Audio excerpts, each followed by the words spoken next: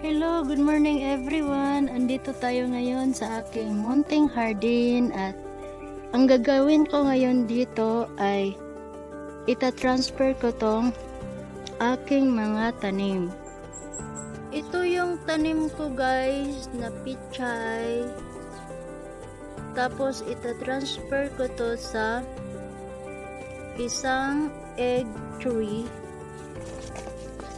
Ang bawat isa transfer ko dito. Ito na guys, tapos na. Nilagay ko dito ang mga pichay at tinakpan ko ng mga dahon ng saging para hindi mamatay sa init. So ayan guys, takpan natin ulit. At ito experiment lang to guys, kasi di ko pa alam paano magtanim ng pichay. Ayan guys, tapos na ang pag-transfer ko sa pichay at titingnan na lang natin sa sunod na mga araw kung ano nang mangyayari sa ating pichay.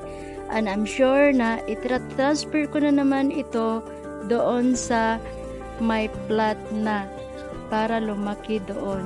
So ayan guys, hanggang dito na lang. Much love and God bless.